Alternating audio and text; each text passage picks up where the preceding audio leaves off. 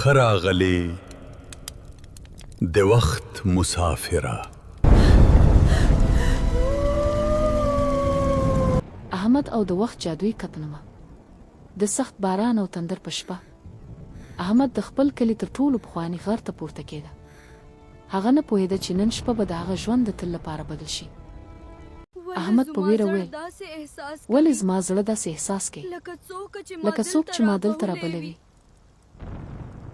ناڅاپه د غرونو ترمنځ یو عجیبه طلایي رڼا ښکاره شو. احمد ورو ورو هغې رڼا ته نږدې شو او هلته یو زوړ طلایي کتنما وموند.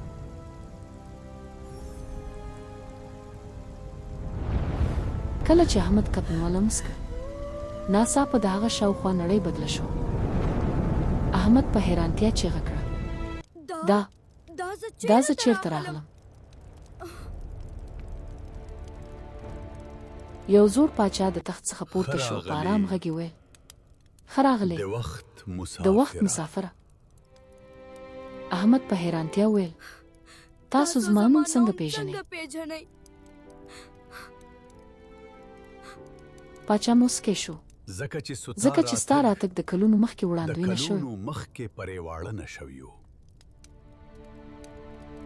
پاچا احمد ته وویل ستا کلی په لوی خطر کې دی او یوازې ته کولی شې هغه وژغورې.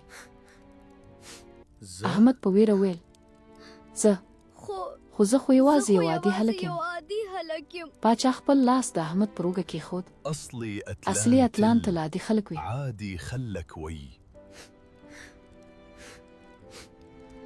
ناڅاپه کتنما بیا روښانه شو او یو ستر اورین طوفان د کلي پر لور روان و.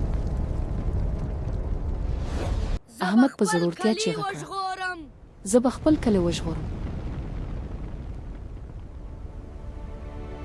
کله چې احمد خپل کلي ته راستون شو هغه د پاچا زده کړې وکارولې او خلک یې وژغورل.